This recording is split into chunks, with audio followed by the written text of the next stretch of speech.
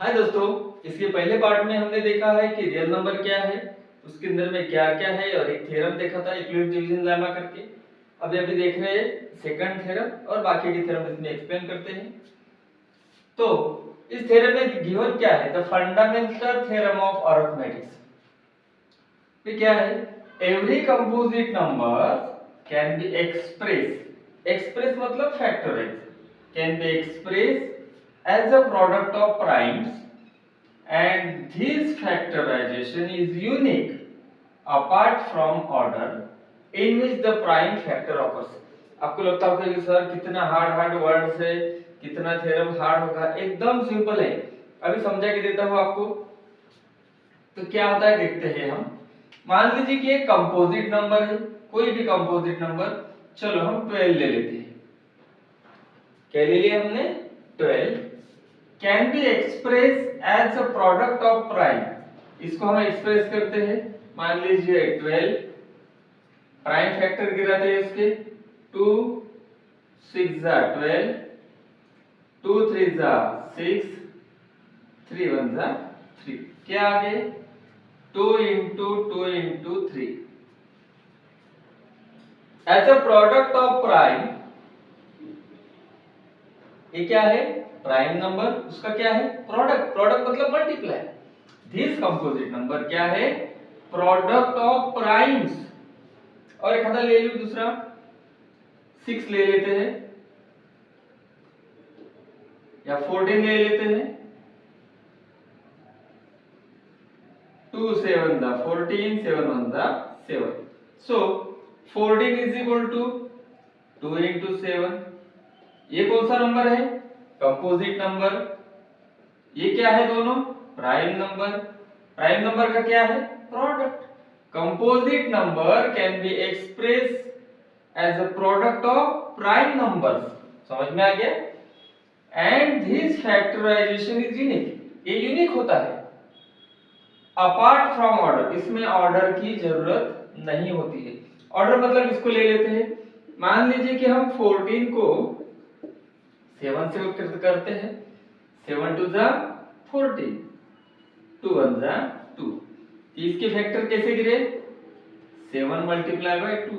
मतलब ऑर्डर आगे पीछे रहा doesn't matter, order apart from order, order का उस पे कोई इफेक्ट नहीं होता है। In which the prime factor occurs, जिसके अंदर में प्राइम फैक्टर्स होते हैं, ऑर्डर का कोई उसमें प्रॉब्लम नहीं होता है। सो थ्योरम समझा आपको, क्या गिवन है फंडामेंटल थ्योरम ऑफ अरिथमेटिक में, every composite number, this is the composite number, this is also composite number, can be express और फैक्टराइज। जब हम उसको एक्सप्रेस करते हैं या फैक्टराइज करते हैं as a product of prime, उसमें क्या आता है, product of prime numbers. And this factorization is unique, this is a unique factorization apart from the order. Order नहीं होता है, मतलब आप ये पहले ले लो 2 या फिर 7 पहले ले लो, there is no any change, कोई चेंज नहीं होता। In which the prime factors occur. अब देखते हैं थ्योरम 1.3। 1.3 थ्योरम क्या है, let p be the prime number. p क्या है, प्राइम नंबर है। वो prime number, if the prime number divide a square, अगर प्राइम नंबर a स्क्वायर को अगर डिवाइड करता है तो वो प्राइम नंबर a को भी डिवाइड करेगा। जो प्राइम नंबर a स्क्वायर को डिवाइड करता है, they need also divide a also।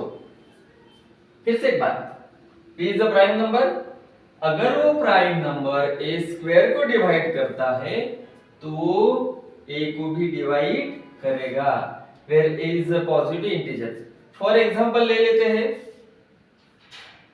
कि मान लीजिए p की वैल्यू ले लिया हमने 5 एंड a की वैल्यू ले लिया 15। p की वैल्यू 5, a की 15। अब देखते हैं a का स्क्वायर मतलब 225, a का स्क्वायर 225। अब देखते हैं p डिवाइड्स ए स्क्वायर, मतलब मीनिंग क्या हो गया इसका, 5 डिवाइड्स ए स्क्वायर, मतलब 5 से 225 डिवाइड होता है कि नहीं? यस, होता है। तो P आल्सो डिवाइड्स ए, मतलब P डिवाइड 15 आल्सो। समझ में आ गया? P डिवाइड अगर ए स्क्वायर को है तो P a को भी डिवाइड करता है, मतलब 5 से अगर 225 का डिवाइड होता है तो 5 से 15 को भी डिवाइड होता है। So this is our third theorem. अब देखते हैं 1.4 थ्योरम। 1.4 थ्योरम क्या है? √2 इज एन इरेशनल नंबर। सो ये जो नंबर्स होते हैं ये इरेशनल है, ये कैसे पता करें, कैसे फाइंड करें? ये क्वेश्चंस आपको पेपर में आता है, इट्स वेरी इंपॉर्टेंट। इससे भी आते हैं जैसे कि 2 + √3, 6 + √6, find out it's irrational number. ये बड़े आते हैं और अच्छे मार्क्स के लिए आते हैं, थोड़ा सा इसके ऊपर कंसंट्रेट करो। ये हम एक्सरसाइज जब सॉल्व करेंगे तब हम लेंगे इस टाइप के क्वेश्चंस। अब देखते हैं जब हम सॉल्यूशन करते हैं, सॉल्व करते हैं थ्योरम को, तो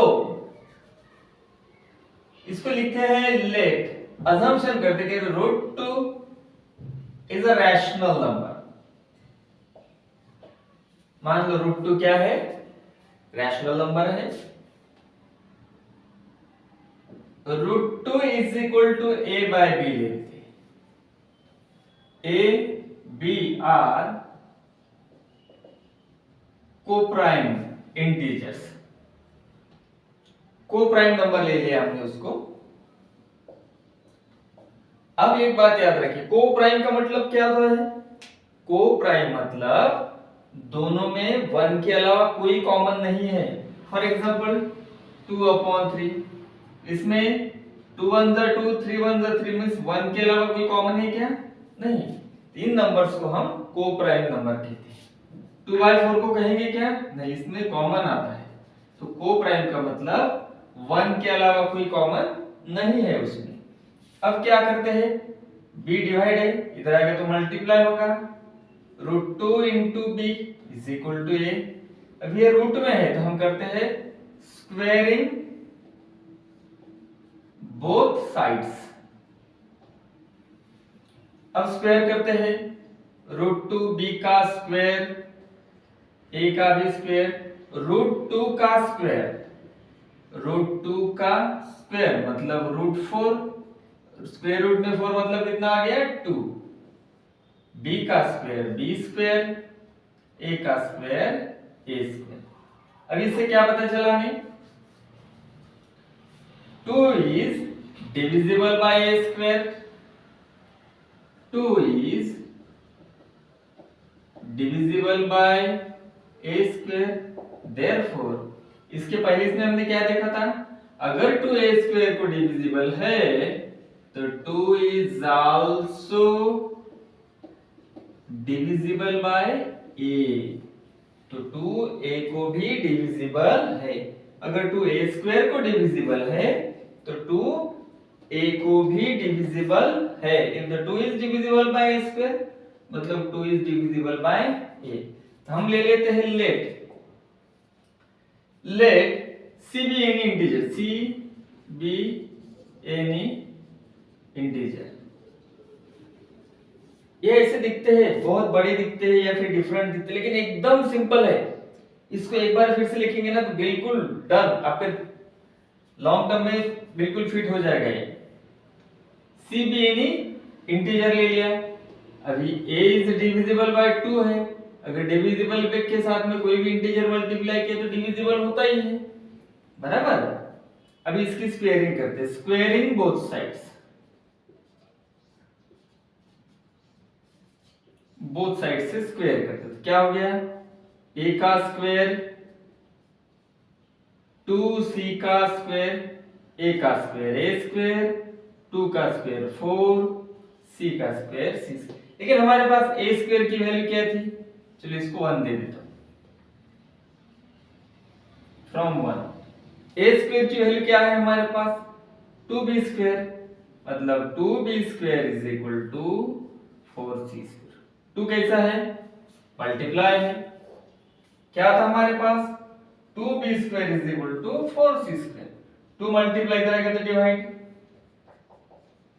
4c स्क्वायर अपॉन 2, 2 जा 4, therefore b square is equal to 2c square.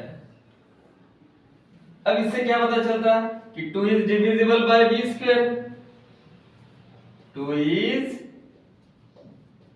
Divisible by b square.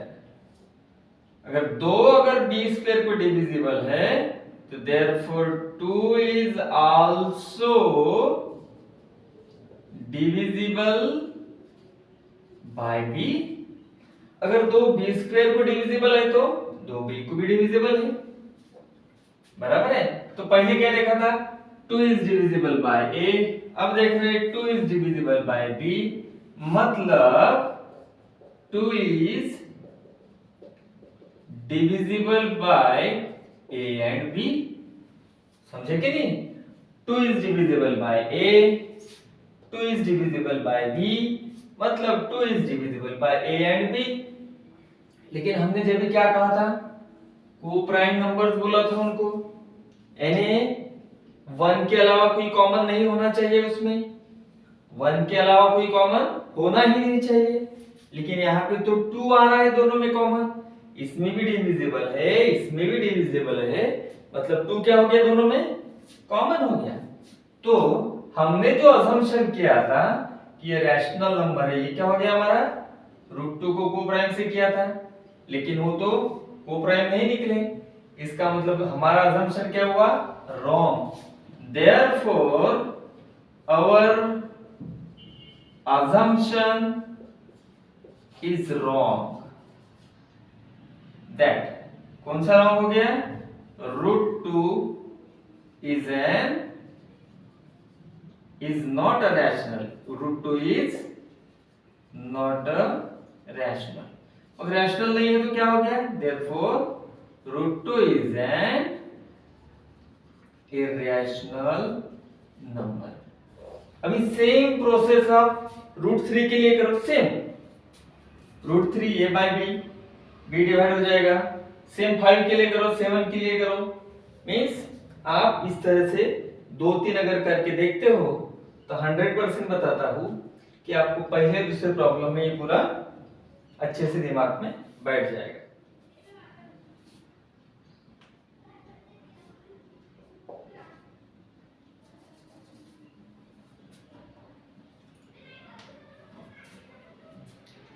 One 1.5 देखते हैं थ्योरम, फिफ्थ थ्योरम देखते हैं। Let x be a rational number, x के लिए हमने rational number whose decimal expansion terminate मतलब remainder 0।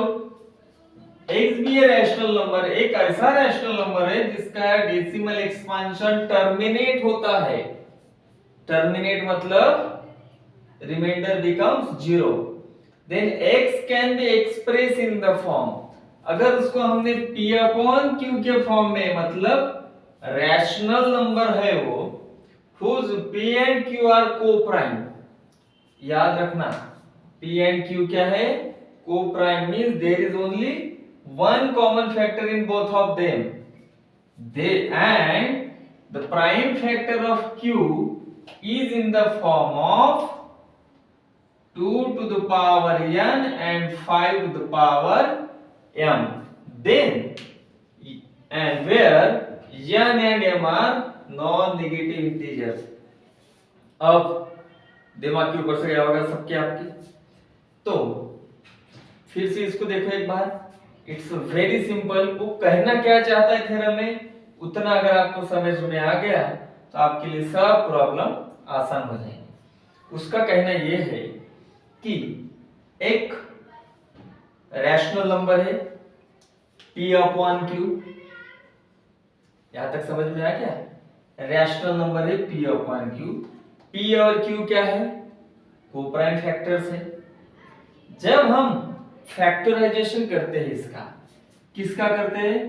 तो प्राइम फैक्टर ऑफ q, जब फैक्टराइजेशन q करते हैं और q का फैक्टर करने के बाद, q का फैक्टर करने के बाद अगर उसमें 2 टू द पावर n, मतलब अगर 2 के फैक्टर्स आते हैं, फैक्टर्स में 2 आते हैं, या फैक्टराइजेशन करने के बाद में 5 के फैक्टर्स आते हैं, मतलब नीचे में एक तो 2 आएगा या 5 आएगा या दोनों भी आएंगे, मतलब 2 भी आएगा और 5 भी आएगा।